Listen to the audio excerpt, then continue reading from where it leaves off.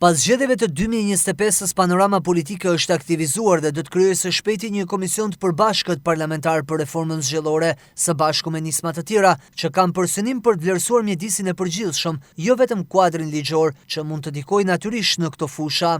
Ne në Bashkimin Evropian mirëpresim të gjitha këto hapa dhe inkurajojmë që të keni një proces gjithëpërfshirës të bazuar tek faktet, të udhëhequr nga OSBE-ODIHR dhe nga rekomandimet e Komisionit Venecias. Pra rekomandimet e të dy palëve janë të rëndësishme. Bashkimi Evropian dhe Këshilli i Evropës janë krenar që të vazhdojmë partneritetin me anën e një projekti të ri mbështetje për ciklet zgjedhore në Shqipëri, natyrisht me përfitues kryesor Komisionit Qendror të Zgjedhjeve.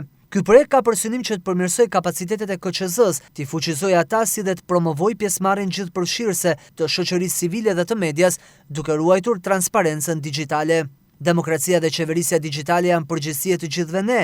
Reforma zgjedhore dhe digjitale janë pjesë e angazhimeve që ka ndërmarrë Shqipëria për të bërë shtet antar, pjesë e grup kapitullit të parë. Çështjet themelore të kontribojnë në mënyrë të drejtpërdrejtë kullërrëfyesi për funksionimin e institucioneve demokratike që theksojnë rëndësinë e zgjedhjeve, transparencë, llogaridhënie dhe pjesëmarrje qytetarëve që janë themelët e Bashkimit Evropian.